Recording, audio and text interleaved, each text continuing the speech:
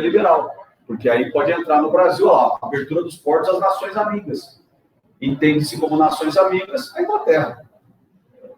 Então é o seguinte, o liberalismo, né, só para a gente sobre o capitalismo industrial, ele vai se adequar àquela situação de momento. E por que principalmente no século XIX, apesar do liberalismo ser do final do século XVIII?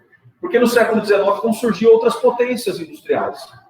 Além da Inglaterra, França, Bélgica, Holanda, Estados Unidos, Japão, tá vendo? Outras potências. E não são muitas potências. São assim, dá para contar nos dedos da mão. Tá vendo? Você vai ter ali uma meia dúzia. Então, para aquele momento da Revolução Industrial, do capitalismo industrial, o liberalismo vai dar certo. Então, a economia tem que ser o quê no liberalismo? Totalmente livre, sem intervenções, principalmente por parte do Estado, que era o que acontecia no mercantilismo. A economia tem suas próprias regras, tem suas próprias leis, ela tem que fluir livremente. O mercado tem que ser disputado de forma livre, cada um para si, Deus para todos. E vamos embora. E a economia vai se regulando. Quem não conseguir vai ficando para trás, quem conseguir vai se dando bem. Ó, liberdade total. Na época funcionou bem, porque como é que era a divisão internacional do trabalho no século XIX? Até a primeira metade do século XX.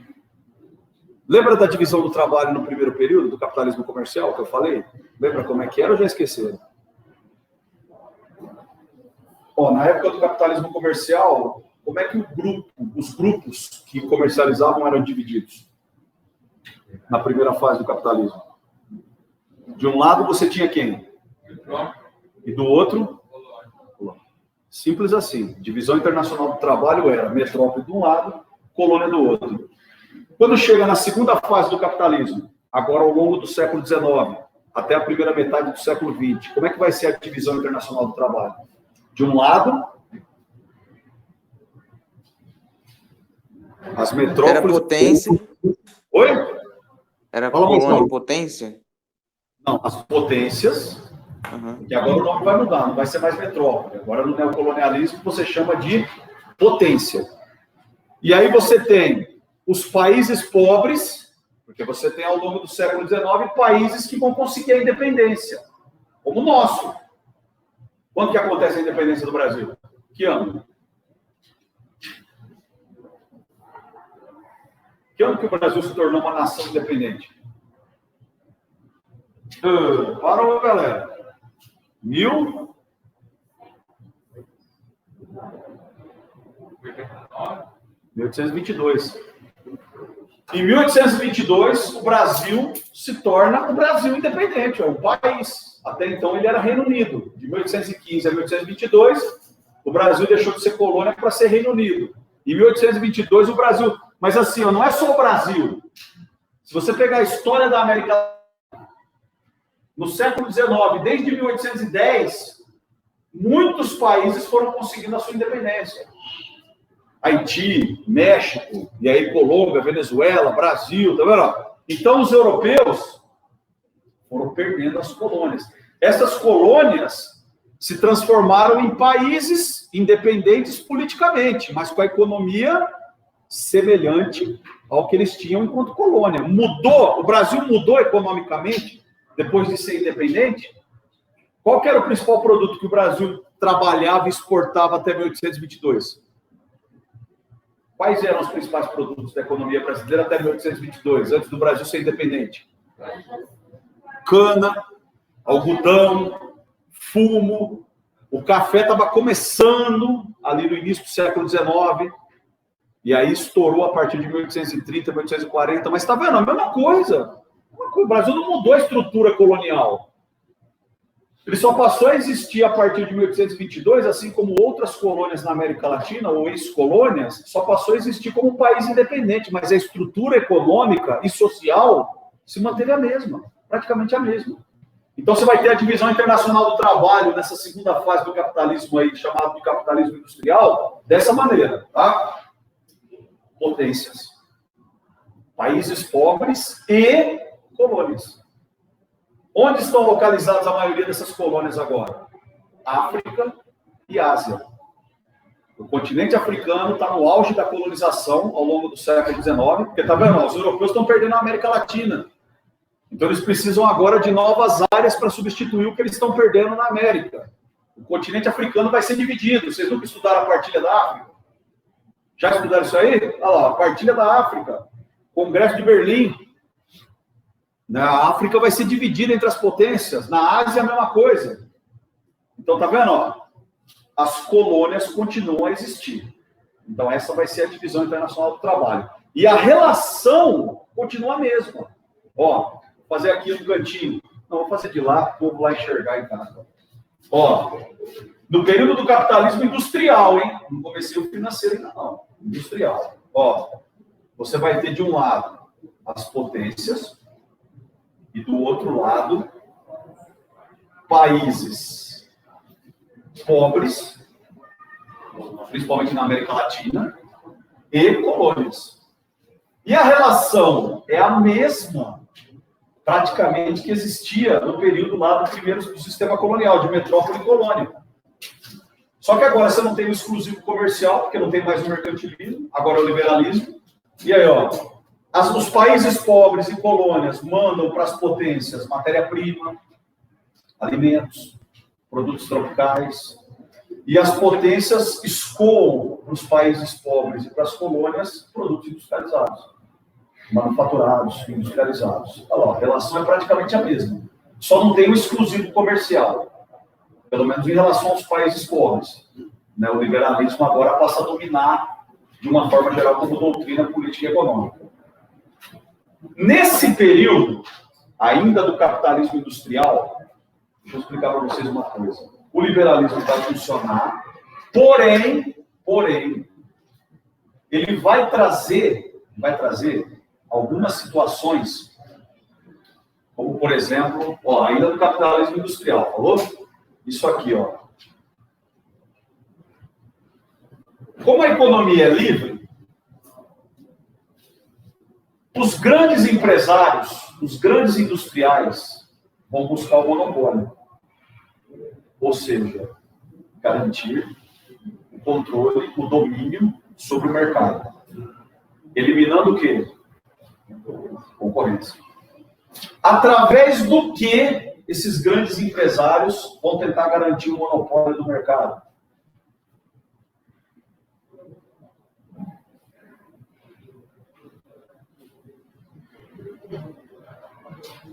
Formação de cartéis e trustes. Sabe o que é um cartel ou não? Não? E truste? Também não. Ó, seguinte. Essas organizações conhecidas como cartéis ou trustes, o objetivo é o mesmo. Repito, monopólio. É eliminar a concorrência e garantir o controle sobre o mercado. Qual que é a diferença entre cartel e truste? Só na organização. Ó, o cartel é uma associação entre empresas do mesmo setor que buscam monopolizar aquele mercado para dividir entre elas. Beleza? Então é isso que é um cartel. Por exemplo, já ouviram falar num cartel conhecido como Sete Irmãs? Ou não? Nunca? Né? Ó, esse cartel, ele surgiu no início do século XX, quando o Oriente Médio passou a ser a principal área de interesse ligada ao petróleo. E aí, então, 7 empresas, entre empresas americanas e europeias, se juntaram e formaram esse cartel que dominou durante muito tempo, e até hoje tem empresas que ainda dominam, só que não tem mais o cartel. Mas até hoje tem as empresas, tá? E essas empresas, então, dominavam a principal área de produção e exploração de petróleo, que era o Oriente Médio, pelo menos até a criação da OPEP. Quais empresas? Fala uma empresa de petróleo conhecida. Hã? Petrobras. Boa! Mas naquela época não, nem existia Petrobras. Fala uma que vocês acham que já existia naquela época. Conhecida, hein? Deixa eu tirar esse McPhee daqui que tá me enchendo o saco. E aí? Ah, vocês não conhecem nenhuma empresa de petróleo? Sem dizer a Petrobras? Sério? Não conhece, cara?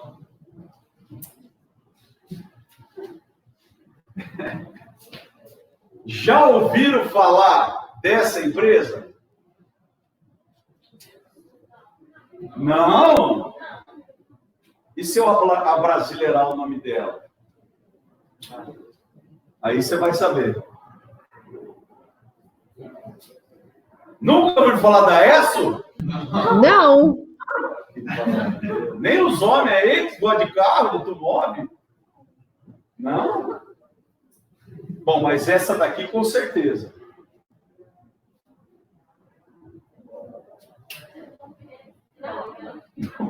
Essa eu já ouvi falar, já. É estranho. Fechaco. Ah, não. Tem até no desenho lá do Carros. Texa Company.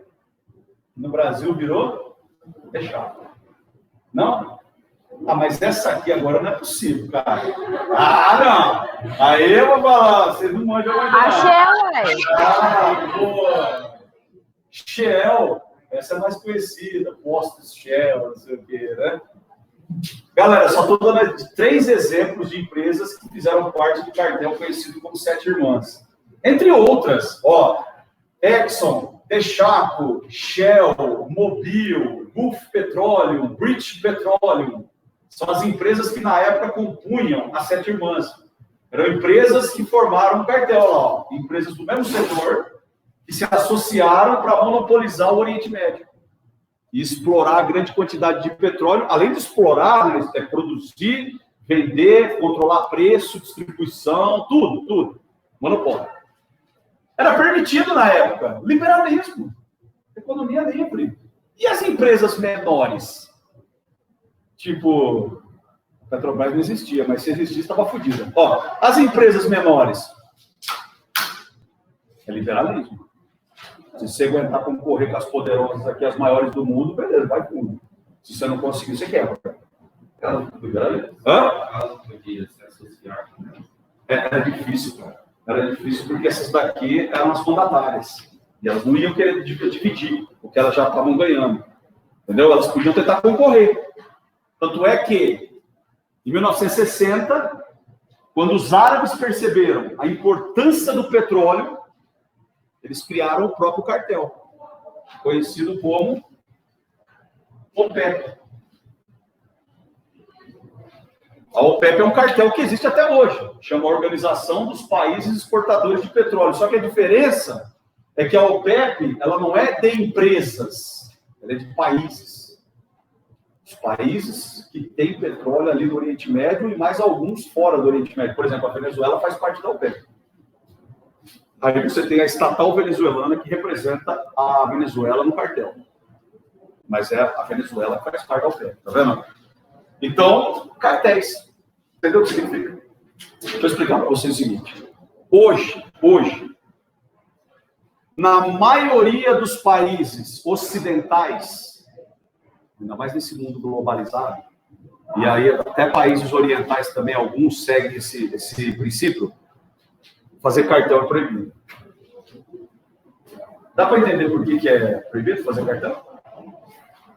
Porque você prejudica a economia, porque as outras empresas menores não têm como concorrer, isso gera desemprego, isso gera menos arrecadação de impostos, entendeu? E isso gera para o consumidor um risco. Qual risco? O monopólio gera qual risco para nós consumidores? Hã? Não tem? Mais do que diversidade, no caso do cartel, porque o cartel é uma área só. Então não é muito diverso. Né? São empresas do mesmo setor. Para nós o risco chama-se preço. Beleza? Quando você tem um cartel, quando você tem um monopólio, o risco para nós consumidores é o preço. Por quê? Imagina assim, ó, eu, Fernando, sou um empresário ferrado, multimilionário, aí eu chego aqui em Orlândia e falo assim, ó, quantos postos de gasolina tem aqui em Orlândia? Mais ou menos. Mais ou menos. Uns 10? Uns 6, 7, mais ou menos. Então, vamos arredondar. Vamos supor que tem 10 postos de gasolina espalhados pela cidade. Eu venho aqui e compro todos. Tudo meu. Aí eu falo assim, ó, monopólio. A minha empresa, né? Eu ponho lá, Leone, ó, a minha empresa comprou todos os postos de Orlândia. Aí depois que eu comprei, eu coloco o preço do combustível o mais caro possível. Beleza? Você quer comprar combustível aqui em Orlândia, você vai ter que abastecer nos meus postos, que são todos meus, e vai pagar o meu preço. Tá vendo o risco do monopólio? Eu coloco o consumidor numa situação de risco, porque aí quem quiser abastecer aqui em Orlândia tem que pagar o meu preço. Ou você vai ter que sair da cidade. Vai abastecer em Sales, vai abastecer no Poranga, aqui em Orlândia você vai ter que pagar o meu preço. Ou se de repente os donos de postos de gasolina fizessem um cartel aqui em Orlândia. Entrassem num acordo, por isso que é proibido. Nós vamos entrar num acordo, galera? Vamos todo mundo botar o álcool a 3,30 e a gasolina a 6,80. E o diesel a 5. Beleza? Fechou? Acabou. Cartel, você perde a opção de escolha. Você não tem mais onde correr. Onde você for, é o mesmo preço. Por isso que os países têm um mecanismo, no caso do Brasil, chama-se CAD, que é o órgão ligado ao governo que fiscaliza cartel, que fiscaliza monopólio, que é proibido no Brasil. Se for caracterizado monopólio ou cartel, o cara vai lá e faz a autuação. E aí o cara tem que mudar. Beleza? A diferença do trust é que o trust é uma grande empresa que vai comprando as outras. Entendeu? Ela vai fundindo as outras a ela. Ela pode até manter a estrutura original, mas agora pertence a ela. E ela pode atuar em outros setores. Hoje isso tem um nome mais agradável e mais aceito. Por exemplo, no Brasil é permitido o cara ter uma holding, que é uma empresa que atua em vários setores, né? O trust é essa prática. Tá vendo? Eu tenho uma empresa grande, eu sou o mais forte, eu vou lá, pego a empresa dele, compro, e ela vai agora pertencer à minha empresa, que é a principal. Eu posso até manter ele na presidência, não tem problema nenhum para disfarçar. Fica aí na presidência, só que agora a sua empresa responde a minha. Isso aí acontecia, não era um trust, era holding, tá vendo? E também não tinha um monopólio, por isso que não dava problema. A questão aí, o problema é o monopólio, né? A Coca-Cola, que era dona da Kaiser. Então a Coca-Cola era dona da Kaiser. Refrigerante, cerveja. Aí a Coca, não sei, acho que vendeu a Kaiser, não é mais da Coca. Mas de qualquer maneira, para você entender o que é o trust. E não precisa ser do mesmo setor. Aí pode ser de setores diferentes. Tá? Então o objetivo é sempre esse aqui, ó. Monopólio. Eu estou falando isso, galera, porque na época do liberalismo, ao longo do século XIX até o início do século XX, ali, ó, até a década de 30, essa prática era muito comum, porque era permitido. O liberalismo econômico. Então, os governos não davam muita bola. Quando isso vai mudar? Quando vai acontecer um fato que vai mostrar para o mundo inteiro que o liberalismo econômico do Adam Smith não era tão perfeito assim. Que fato foi esse? Vocês são uma história. A queda da Bolsa de Valores? O que falou aí? Foi a queda da Bolsa de Valores? Alguma coisa. Isso. Quem está falando? João Paulo? Não, é o Marco Antônio. Ó, exatamente, cara. Em 1929, em outubro, se eu não me engano, de 1929, quando a economia americana arrebenta, uma das principais, se não a principal causa desta quebra da economia estadunidense que afetou o mundo inteiro nos anos seguintes, né? Tanto é que a década de 30 foi a década da Grande Depressão, está relacionada ao liberalismo econômico. Quando você estuda a crise, a quebra da Bolsa de Nova York, você vai ver que as principais causas estão associadas às características do liberalismo. Essa coisa da especulação financeira, da superprodução, da falta de fiscalização, de controle. Não precisa ser intervencionismo, mas controle, tipo assim, ó, que é o que nós temos hoje. Nessa doutrina atual do neoliberalismo, nós temos hoje, por exemplo, você vai produzir alguma coisa, você tem no Brasil órgãos responsáveis daquele setor que podem te dar uma orientação. Falar, cara, você tem certeza que você quer entrar nesse setor? Ah, eu quero porque eu gosto. Beleza, mas ó, deixa eu te passar o cenário desse setor. Você vê o cenário nacional e internacional. Vê bem como é que está. Está saturado.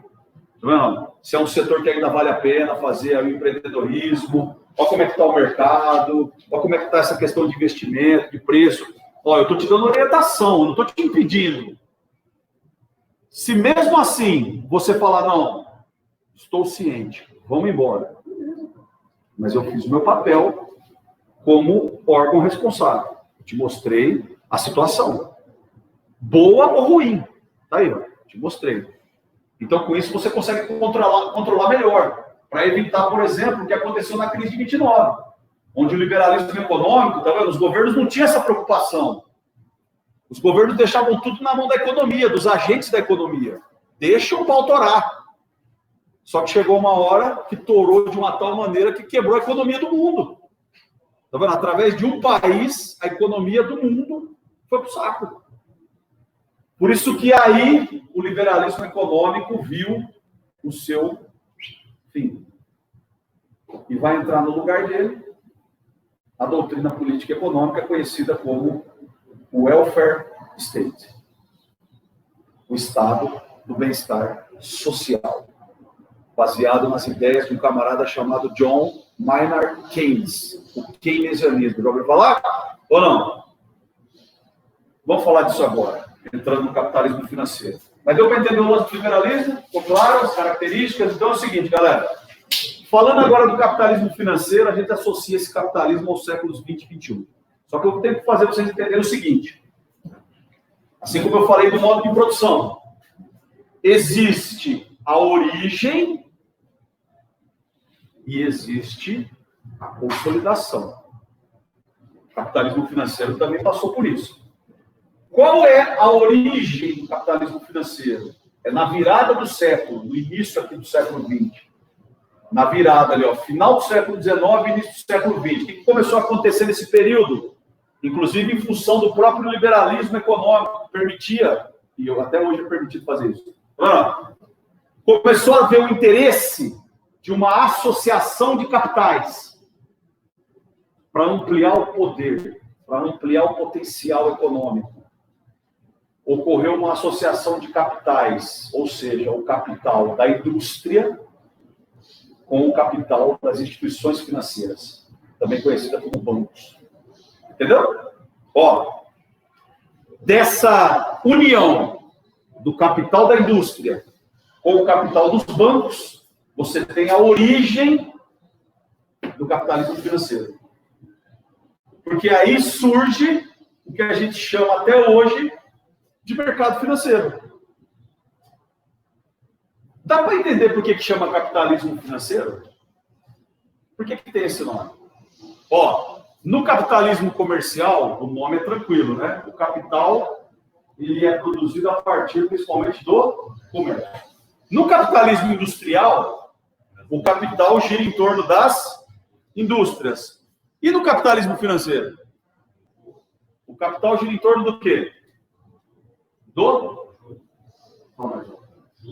juros. Pode ser. Mas não só. Né? O capital gira em torno do próprio capital. Entendeu? Ó, capital sobre capital. Eu não preciso produzir nada hoje para ganhar dinheiro. Se você receber uma herança de $1 milhão ou R$1 milhão, você fala assim, não, ó, o meu parente lá deixou para mim uma herança de $1 milhão. O que eu faço com esse dinheiro? Se você não quiser produzir nada e continuar ganhando dinheiro, é possível. Né? Você não precisa abrir uma loja, você não precisa comprar terra, você não precisa abrir uma fábrica, nada, você não precisa produzir nada. Você pega o seu dinheiro e vai investir no mercado financeiro, na B3. Tá vendo? Você vai lá através dessas corretoras que hoje tem um monte, né? Corretora. Você vai lá e fala, ó, eu tenho $1 milhão para investir, eu quero ganhar dinheiro em cima dele. Eu quero ter uma renda aí em cima. O cara fala, beleza, traz aí, a gente cobra 5% do que você ganhar ao ano, ou ao semestre, sei lá. E aí, então, a gente vai trabalhar com o seu dinheiro no mercado financeiro, investindo, tá vendo? Capital sobre capital. Olha lá, a origem do que hoje é muito comum está nessa associação. Tá vendo? Por que as empresas e os bancos se associaram? O capital da indústria e o capital dos bancos se associaram para formar o capitalismo financeiro e, consequentemente, o mercado financeiro. Porque os dois têm vantagem. Se eu tenho uma empresa, imagina a minha situação. Imagina que eu tenho uma empresa e eu criei um produto que não interessa qual no momento, só que o meu produto é popular. Ele virou popular. Eu comecei a vender esse produto lá em Sales, e aí, de repente, tá vendo? Tem uma pequena fábrica lá em Sales, comecei a vender esse produto foi popularizando, comecei a ser regional, comecei a vender para todas as cidades aqui, e minha fabriquinha lá, todo vapor. Tem que aumentar a produção. Aí eu vou lá, pego o dinheiro e invisto numa área maior, contrato mais gente, produção aumentando. E eu comecei a vender para o norte do estado de São Paulo. Opa, chega uma hora que minha empresa vira estadual. Estou vendendo para o estado inteiro. Aí eu vou aumentando o meu espaço físico. Vou comprando, eu vou produzindo. Chega uma hora, cara, que a minha empresa, eu enxergo nela um potencial nacional. E se bobear, internacional. Só que agora não é uma questão mais do meu investimento. Eu não consigo. Com o limite que eu cheguei de capital, de ganho de capital, eu não consigo fazer a minha empresa ter esse nível nacional e internacional. Então, o que eu faço? Jogo as ações. Olha, eu vou me associar ao mercado financeiro, às instituições financeiras. Eu chego lá e transformo a minha empresa em títulos negociáveis no mercado. Eu vou lá, pego, 49% da minha empresa e transformo em títulos negociáveis no B3, na bolsa. E jogo lá para ser negociado. Tá vendo? E aí as corretoras vão fazer esse serviço. Eu fico com 51% porque eu quero ter a palavra final. Continuo presidente dela e dono da empresa. Os 49% eu entrego na mão de quem comprar. E esse capital vai fazer com que minha empresa tenha potencial para se tornar nacional ou internacional, dependendo do investimento. Posso ganhar milhões ou bilhões se realmente os caras acreditarem que minha empresa tem potencial para ganhar um mercado externo. Não é verdade? Cara, dá uma ligada no Facebook, bicho. Facebook, quando surgiu, era um negócio assim, os caras queriam, o brasileiro que era sócio lá, queria ganhar dinheiro com propaganda. A sacada do Zuckerberg foi justamente essa, falar para o cara, não, querido, a gente vai ganhar dinheiro no mercado financeiro. O Facebook vai valer muito na bolsa, no caso da Nasdaq, mas vai valer muito na bolsa, não fazer propaganda. Que propaganda? Por isso que eles divergiam ali. O brasileiro lá, o Saverin e o Zuckerberg. Por isso que brigaram. Por isso que o Zuckerberg passou a rasteira dele, tirou parte das ações dele para dar para outro cara lá da Nasdaq. Porque o Zuckerberg queria o Facebook ganhando dinheiro em investimento financeiro. Hoje a empresa vale bilhões. Então o Zuckerberg estava certo. O brasileiro estava meio... Não vou ganhar fazendo propaganda. Que isso? É aí que você tem a origem. Agora, a consolidação, como nós temos hoje, aí só foi possível a partir da segunda metade do século XX. Beleza? Porque para você ter essa consolidação do capitalismo financeiro como nós vivemos hoje, teve que acontecer o quê? Na década de 60, a Revolução Tecnológica, quando os computadores se popularizaram e quando surge a internet. E na década de 90, o fenômeno da globalização. Beleza? E aí você vai ter, tá vendo? A globalização, como o próprio nome diz, né? Transformando o capitalismo financeiro em global. Que aí acaba aquele conflito leste-oeste e aí você vai ter o capitalismo financeiro global. Entenderam? Origem e evolução? Vou colocar aqui, ó. Vai ficar fácil. Ó, a origem.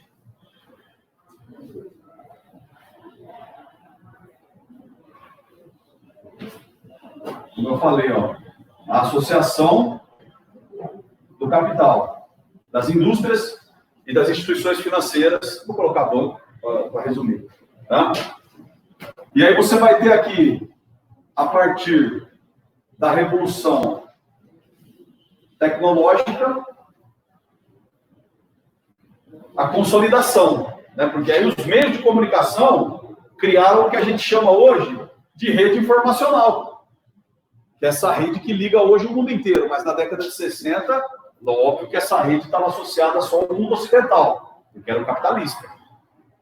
Mas, tá vendo? Agilizou pra caramba, porque aí o cara poderia fazer investimentos ali, ó, quase que instantâneos. Através de computador, de internet, você faz um investimento instantâneo. Você vai lá, entra lá, vou investir na bolsa de Hong Kong, vou investir na bolsa de Tóquio, vou investir na bolsa não sei o quê. Ó, esses investidores internacionais, eles têm acesso imediato às bolsas de valores graças à tecnologia de ponta. Computadores, internet, a rede informacional. E aí, quando que ele se tornou global?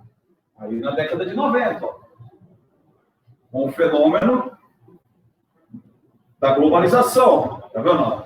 Acaba a Guerra Fria, acaba o mundo dividido entre Estados Unidos e União Soviética, acaba isso aí, e aí então agora você tem o mundo inteiro seguindo, ou praticamente, né? Você pode até falar assim, Fernando, mas e a Coreia do Norte na década de 90, mas e Cuba, e China? Mas, cara, isso aí, né? A China disfarça, né? A China, desde 1978, é capitalista. Quem fala que a China é socialista ou comunista é porque não sabe ler ou nunca leu a história da China. Pergunta para esse cara que chama a China de socialista e comunista se ele conhece um camarada chamado Deng Xiaoping. Se ele conhecer, aí você fala, não, então realmente a sua opinião é boa. Você é firme na sua opinião. Agora, se ele falar quem, aí você fala, então vai se ferrar, que você não sabe o que você está falando. Porque desde 1978, 79, a China é capitalista. Não, esse papo de chamar a China de comunista, socialista, é para quem não conhece a história do país. É igual falar do Fidel. Por exemplo, com certeza vocês conhecem muitas pessoas que metem o pau no governo do Fidel e do Che Guevara. Fala a verdade. Principalmente Fidel Castro, porque o Fidelzão foi ditador de Cuba durante 300 anos.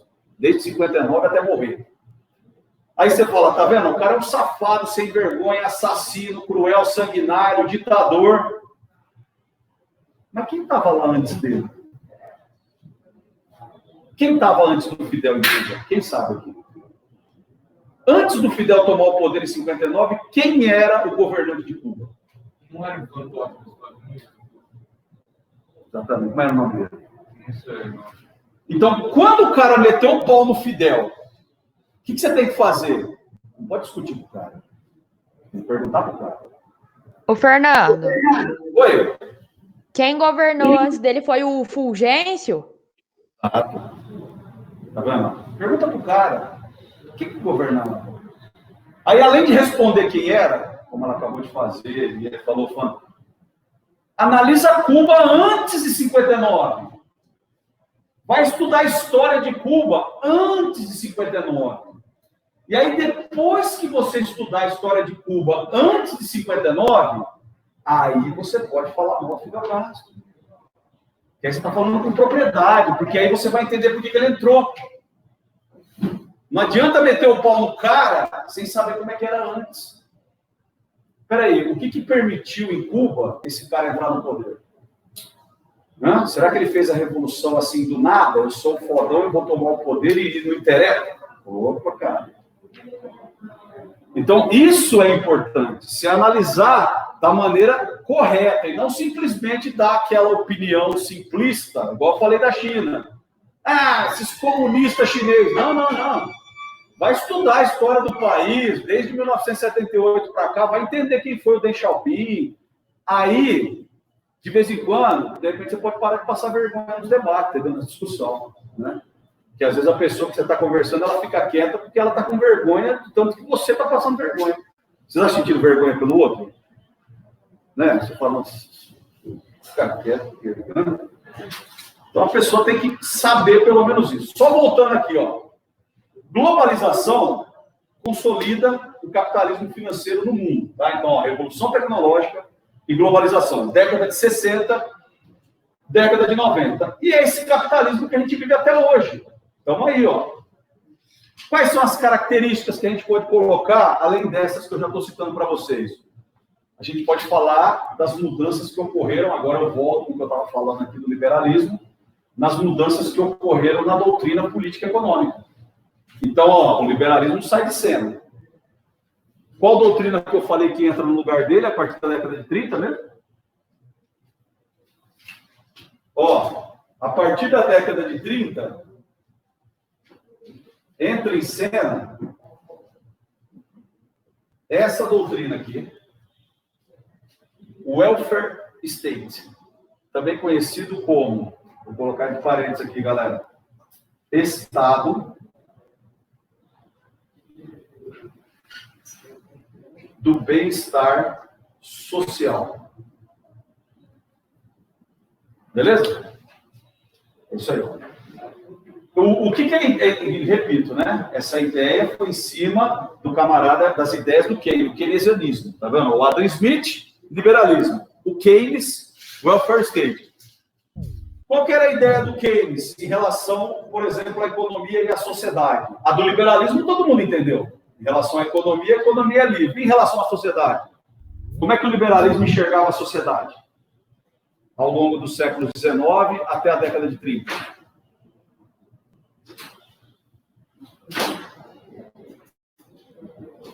Como é que ele enxergava a sociedade, o liberalismo? O que um liberal fala que a sociedade tem que ser? Ou é complicado? Você vê pela ideia do liberal. Ó, o liberal fala o seguinte, galera.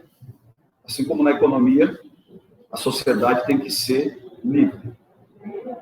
E mais do que isso, ela tem que ser independente, autônoma, autossuficiente, para que o Estado não precise ter que lidar com os problemas da sociedade. Ó, liberal.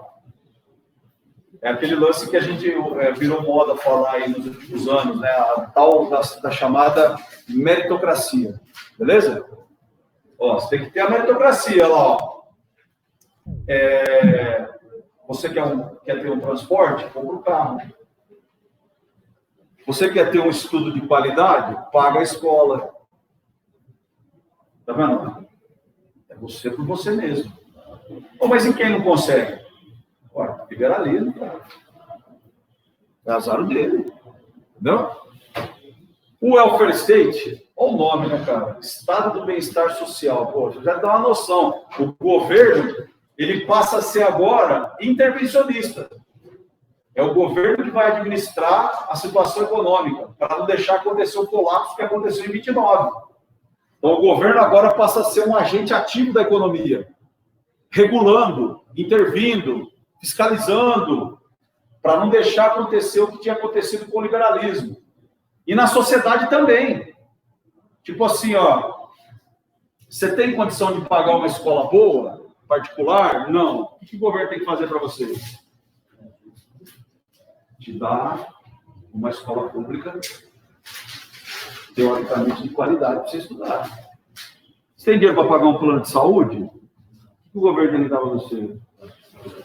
Plano de saúde, de qualidade, para você ter acesso básico ali à saúde. Você tem dinheiro para comprar um carro? O que o governo faz? Te permite ali utilizar o transporte público de qualidade. Veja bem que eu não estou falando do Brasil. Estou falando na teoria. Ó, perdeu seu emprego, como é que é no liberalismo? Você perdeu o emprego, problema? Corre atrás de outro, pô. E no welfare state? Vem cá. Vou te dar 6 meses de seguro-desemprego para você conseguir, nesse intervalo de tempo, ver se você arruma outro emprego ou melhora a sua qualificação. Vou te oferecer cursos profissionalizantes para você melhorar a sua qualificação e se encaixar no mercado de trabalho que vai mudando. Ó, o Estado passa agora a ter esse poder, essa capacidade de intervir, não só na economia, mas na sociedade. Quem começa com isso? Por incrível que pareça, e ó, não tem nada a ver com socialismo, hein, galera? O Estado do Bem-Estar Social não tem nada a ver com socialismo. O país que vai inaugurar essa doutrina vai ser justamente os Estados Unidos. Para sair da crise, velho, com o presidente Franklin Delano Roosevelt. Vai ser ele o presidente que vai comprar, quer dizer, comprar não, né? Que vai pegar as ideias do keynesianismo e jogar nos Estados Unidos, implantando o Estado do Bem-Estar Social. E aí, depois dos Estados Unidos, é porque o mundo inteiro está em crise, tá vendo? Começou nos Estados Unidos, a crise de 29, mas afetou o mundo inteiro, inclusive o Brasil. Essa ideia, essa doutrina, ela vai se espalhar por outros países, na Europa, na América Latina. Qual foi o presidente que implantou o welfare state no Brasil? Vamos ver quem sabe, vocês são um monte de história do Brasil. Boa, Getúlio Vargas. Principalmente a partir ali do Estado Novo, 1937. O Vargas vai ser o presidente que vai implantar o welfare state aqui. E vai começar a criar medidas ligadas ao Estado do Bem-Estar Social, como, por exemplo, a CLT, as leis trabalhistas ali da década de 40. Então, o Estado intervencionista, através das estatais, que o Vargas vai começar a investir, Vale do Rio Doce, né, CSN, Petrobras, ó, o Estado participando de forma ativa da economia e da sociedade. O Vargas. E isso vai se espalhar. Só que aí, galera, acontece o seguinte. Quando os liberais saíram do poder, na década de 30, né, que você vai ter a saída dos liberais do poder, a gente sabe assim, né, cara, quem perde o trono nunca vai aceitar, né? Você nunca vai ter assim o cara vai sair do poder e falar, não, beleza, agora admito que eu perdi, deixa eu pegar meu rumo. Não. Os liberais que saíram do poder na década de 30 e aí nas décadas seguintes, eles não vão ficar parados. Eles vão começar a analisar a situação para desenvolver uma doutrina, reelaborar o liberalismo. Ó, vamos reelaborar o liberalismo. Tudo bem, o liberalismo tem características que não deram muito certo, beleza, mas vamos fazer com que dê. E aí, então, surge, a partir aí da década de 30 e 40, começa a ser elaborado a doutrina política e econômica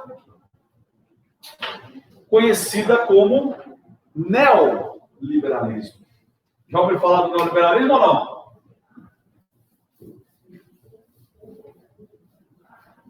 Quem cala consente, isso é um sim?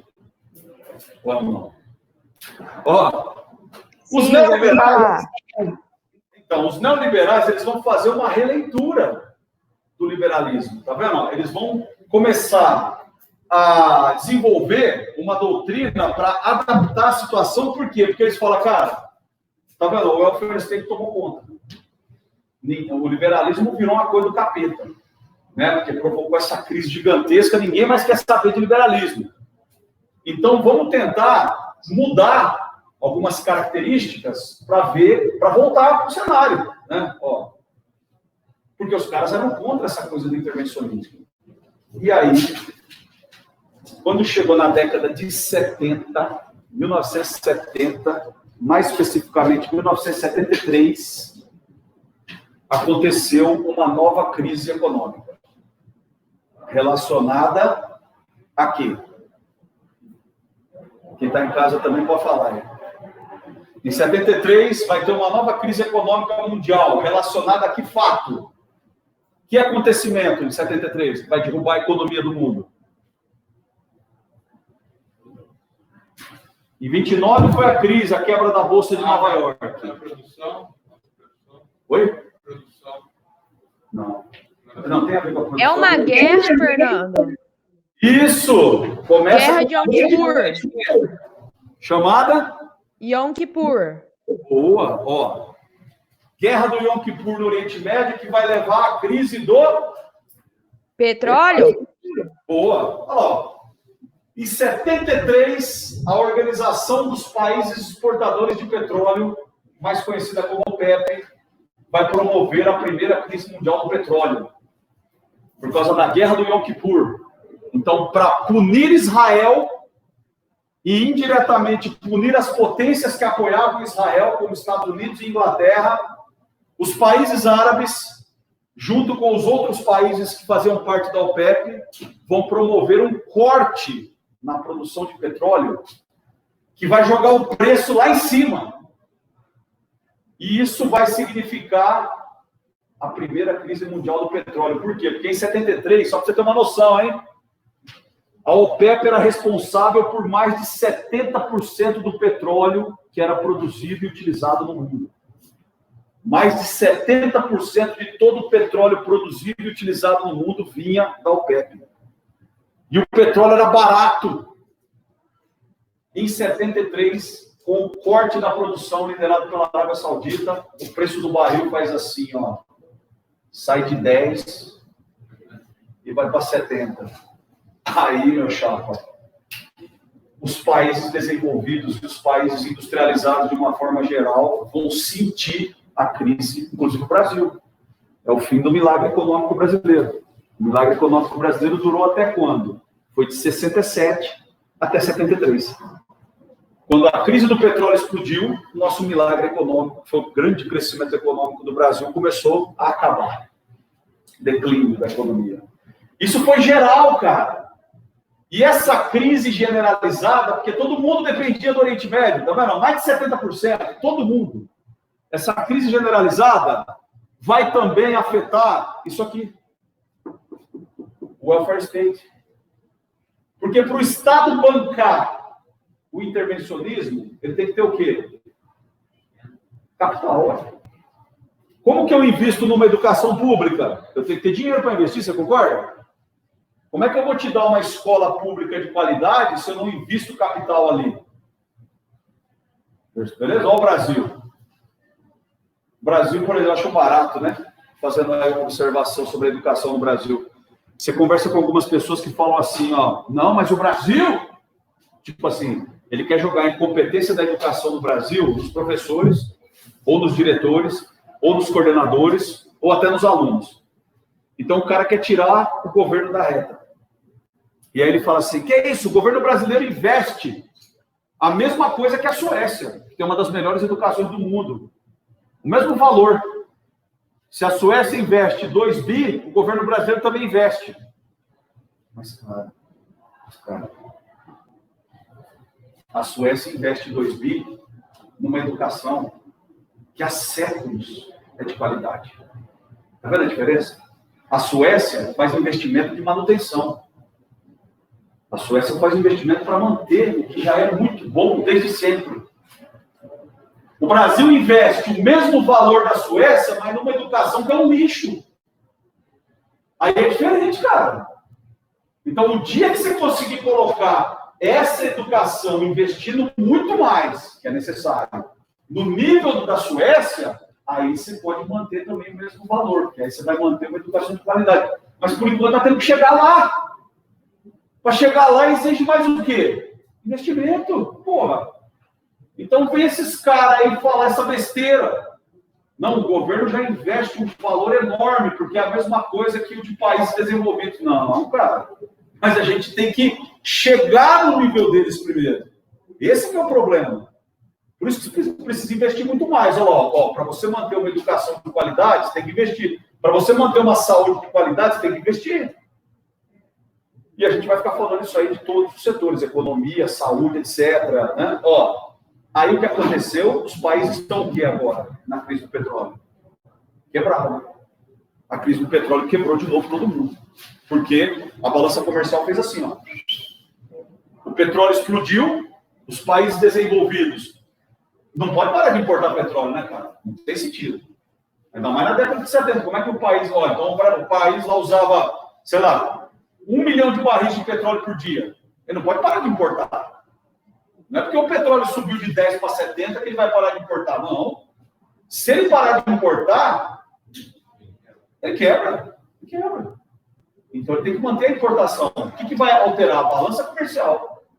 Se antes as exportações estavam aqui e as importações estavam aqui, agora as importações vão fazer isso aqui, ó. E a balança vai começar a ficar deficitária. Então, é por isso que, a partir da década de 70, essa doutrina política e econômica, juntamente, tá vendo, com aqueles antigos liberais que criaram o neoliberalismo, eles vão falar, tá vendo? O welfare state tem que acabar. O Estado não pode mais ser responsável por todas as atividades e as funções que acontecem no país. A economia tem que ser mais livre. Só que, ó, veja bem. Pô, Fernando, mas livre como era lá no liberalismo? Não. Por isso que é neoliberalismo. É uma reelaboração. Então não vai ser igual ao liberalismo, vai ser um pouco diferente. Mas assim, ó, a economia tem que ser mais livre. O Estado não pode mais ficar gastando dinheiro, sendo um agente ativo. Então não pode ter estatal. Porque uma estatal significa uma grana enorme para o Estado. Principalmente quando essa estatal ela é ineficiente. E por que normalmente em países subdesenvolvidos, as estatais, ou algumas delas, se mostraram ineficientes e acabaram sendo vendidas? Como, por exemplo, a CSN foi privatizada, a Vale do Rio Doce foi privatizada, entre outros setores estatais que foram sendo privatizados. Por que se mostra ineficiente em alguns casos? Dá para entender ou não? Ou não? É uma das críticas que se faz ao funcionalismo público. Qual que é? Qual é uma das críticas recorrentes aí nos últimos anos em relação ao funcionário público? Vocês nunca viram nenhuma crítica em relação ao funcionário público? Alguma? Não? Não? Ó, funcionalismo público recebe crítica porque não tem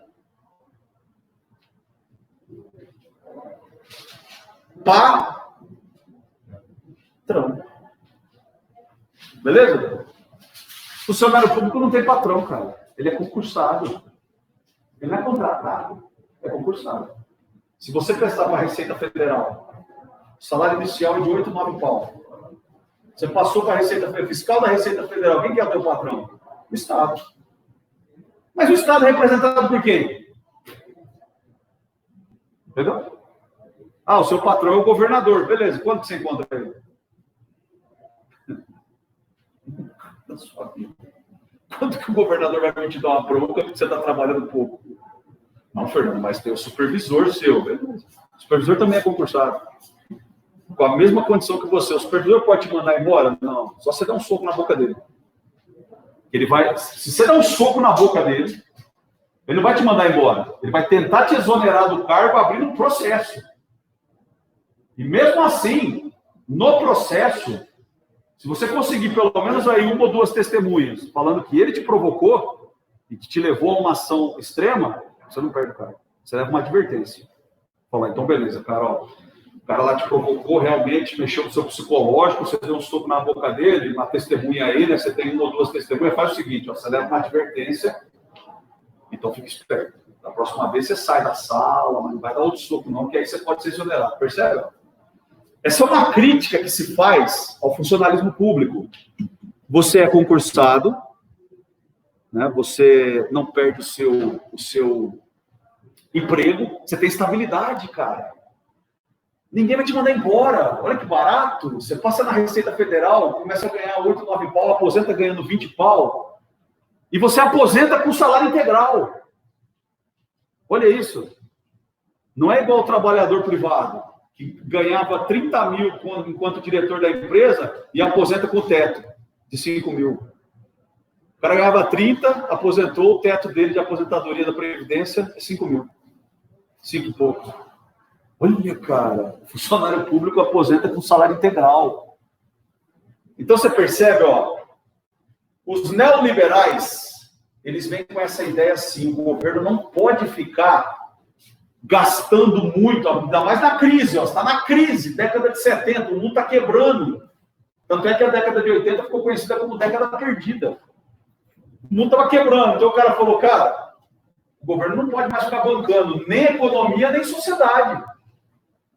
O governo tem que começar a liberar, abrir mão dessas funções. É isso que prega o neoliberalismo. Só que assim, ó, repito, qual que é a diferença do liberalismo para o neoliberalismo? O neoliberalismo tem alguns mecanismos de controle. Então, por exemplo, seria mais ou menos assim, ó. No liberalismo é a política do Estado ausente.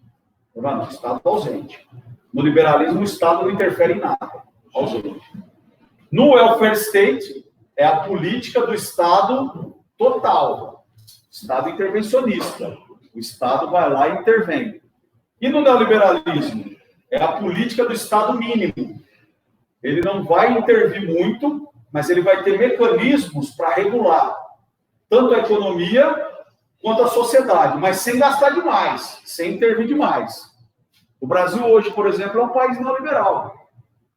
Então, ó, quando que começou a ser implantado o neoliberalismo no Brasil? A partir da década de... final da década de 70 e início da década de 80.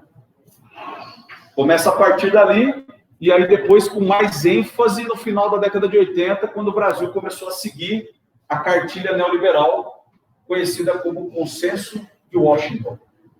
O Consenso de Washington foi uma cartilha com os princípios do neoliberalismo e as características que os países tinham que seguir agora, nesse novo momento onde estava acabando a Guerra Fria. Agora o mundo inteiro vai ser capitalista. Então agora você tem que ter uma cartilha para todos os países seguirem. E essa cartilha foi elaborada por economistas neoliberais no Consenso de Washington.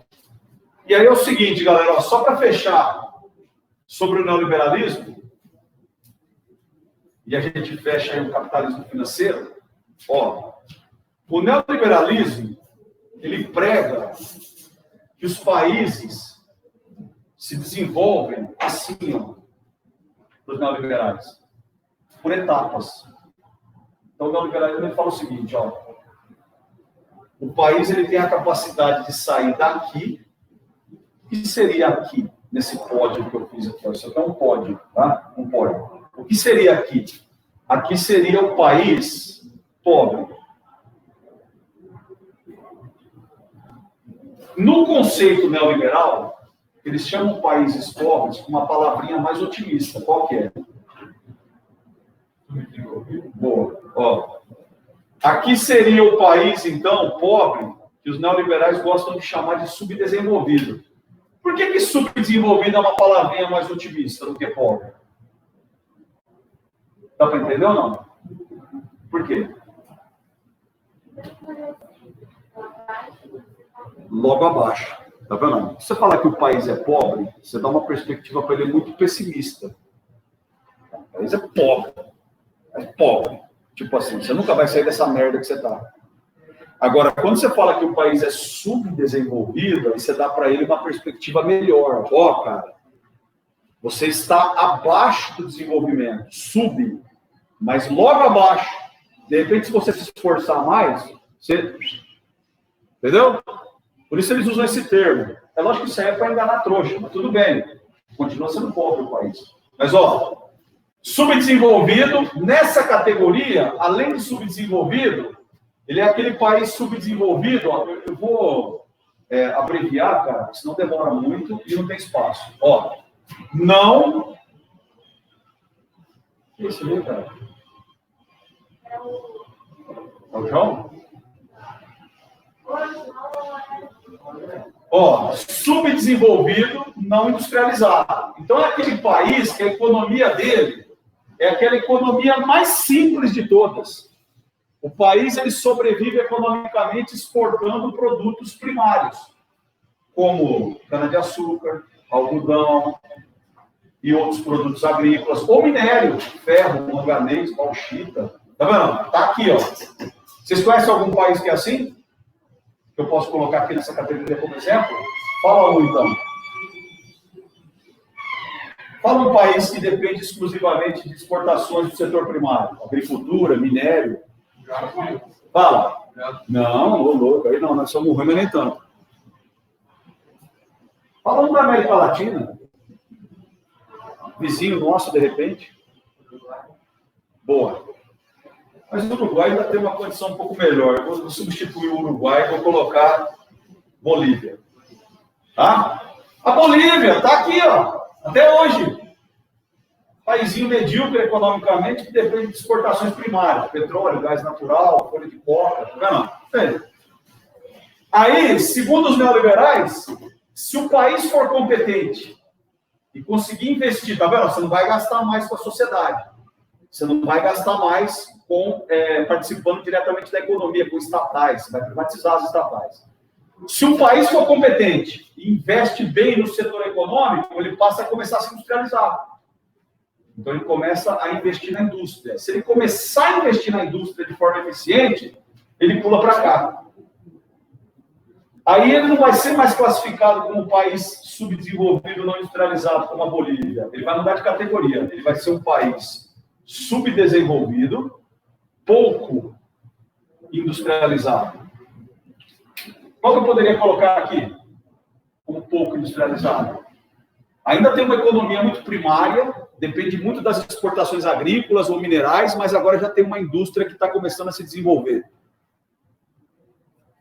Qual país que eu posso colocar aqui?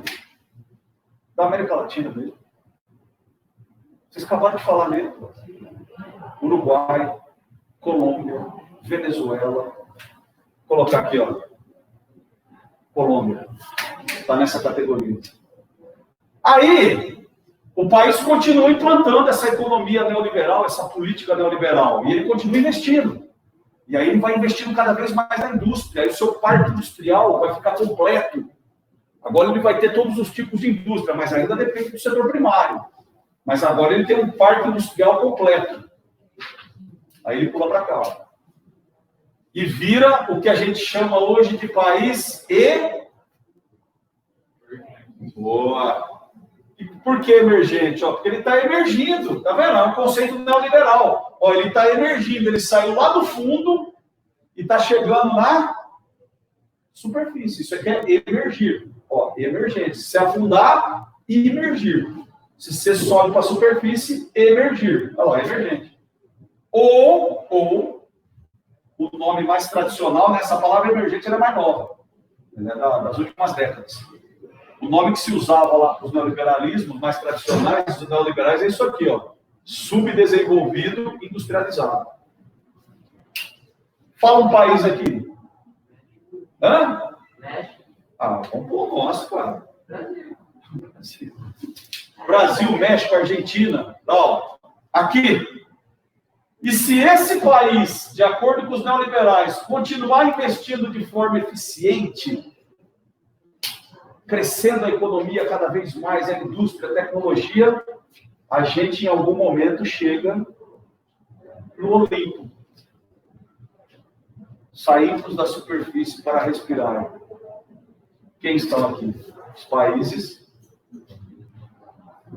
desenvolvidos. Aí não precisa falar exemplo, né? Entenderam como é que os neoliberais explicam o desenvolvimento de um país? Agora é o seguinte. Os neoliberais, cara, na questão da sociedade. A gente falou da economia. Como é que os neoliberais enxergam a sociedade? Ele fala assim, ó, o neoliberalismo, se a economia cresce, a sociedade vai atrás. Certo ou errado essa análise? Vocês acham que os neoliberais acertaram nessa análise ou não? Se a economia cresce, se o país cresce economicamente, a sociedade vai atrás. O que vocês acham? Mas não fala só assim, acho que sim, acho que não. Fala o porquê para mim também. Fala. Tipo assim, os Estados Unidos é o país mais desenvolvido economicamente, mas tem muita gente passando fome lá. Sim. Galera, é o seguinte, ó. Em cima do que ele falou, usando os Estados Unidos, que talvez seja hoje o país que melhor represente o neoliberalismo, o capitalismo neoliberal. Nos Estados Unidos, o neoliberalismo funciona mais. Não funciona perfeito, é o que ele falou. Os Estados Unidos têm pobre, tem nego lá passando fome miserável. Mas nos Estados Unidos, essa porcentagem é pequena em relação à população. E nos Estados Unidos, essa relação aqui, ela é mais visível. Realmente, nos Estados Unidos, quando a economia vai bem, a sociedade melhora. Mas por quê, cara? Porque eles têm uma sociedade muito mais estruturada. Eles têm uma sociedade muito mais preparada. Entendeu? Então, quando a economia vai bem, ela gera o quê? Quando a economia cresce, gera o quê? Economia crescendo gera? Não. Para a sociedade, para nós, a economia cresce gera o quê? Hã? Emprego. Opa, fala alto, cara. Emprego. Ó, a economia cresce, as atividades econômicas geram emprego. E a sociedade vai trabalhar e gerar renda. Gerando renda, ela consome. Consumida, ela aquece a economia. Ó, que ciclo perfeito, cara. A economia crescendo gera emprego, o cara trabalhando gera renda, gerando renda ele compra, comprando, ele continua mantendo a economia. Entendeu? Então, para os Estados Unidos, isso funciona. Funciona para o Brasil também? Sim ou não? Poderia. Mas funciona? Por quê? Porque eu pergunto para vocês. Na cidade de São Paulo, se você for lá procurar, fizer uma pesquisa, existem centenas, se não milhares, de vagas em TI.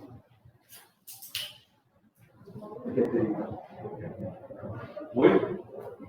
É. Não. Mas tá ligado. Olha. E aí? TI. No São Paulo você vai encontrar centenas ou milhares se bobear vagas de TI. Pagando bem, hein? Pagando bem. Não, tá perto do que você falou. Galera. Oi? Tem alguma coisa de análise ou não? Tem. Não, em cima do que você falou, só que não é o técnico de informática. Não. É o cara que trabalha com tecnologia da informação. Tem. Tecnologia da informação. Cara, você percebe agora uma coisa para entender por que o neoliberalismo no Brasil é um pouquinho mais complicado. E não é culpa de vocês, nem minha. Numa sala de segundo colegial, de ensino particular, os alunos têm uma certa dificuldade, não muito, mas uma certa dificuldade de saber o que é isso. Pergunto para vocês, para os jovens de São Paulo, que são trabalhadores comuns, que vêm lá da favela, do bairro pobre, essas centenas ou milhares de vagas de TI, tem algum efeito positivo? O que vocês acham? Sim ou não?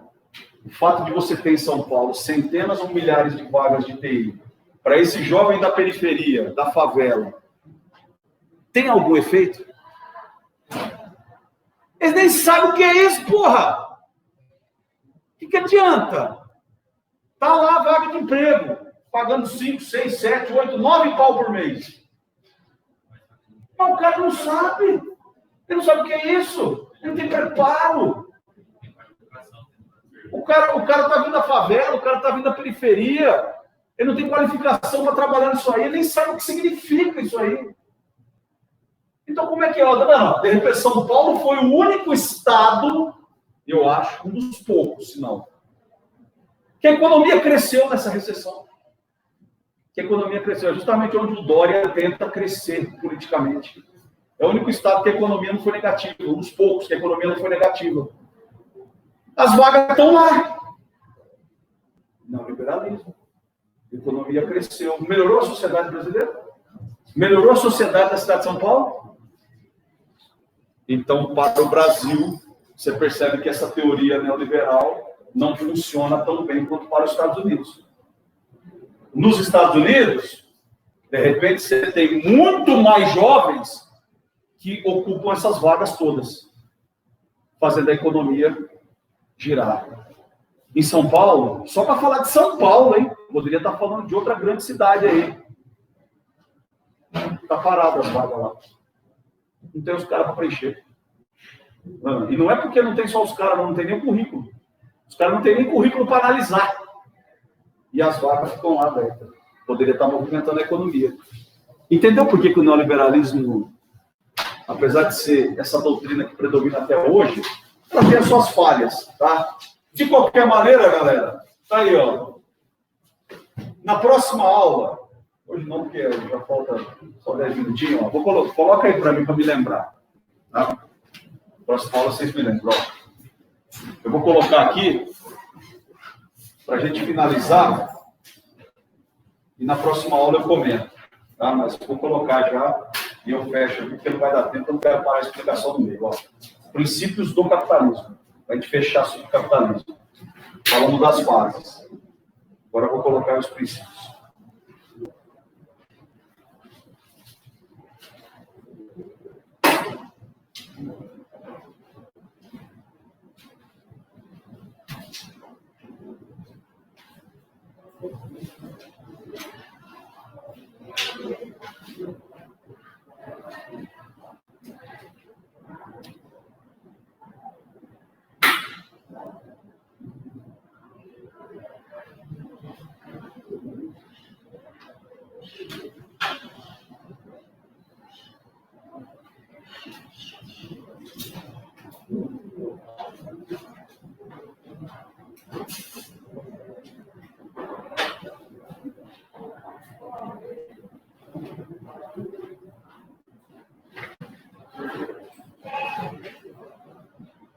Tá aí, ó.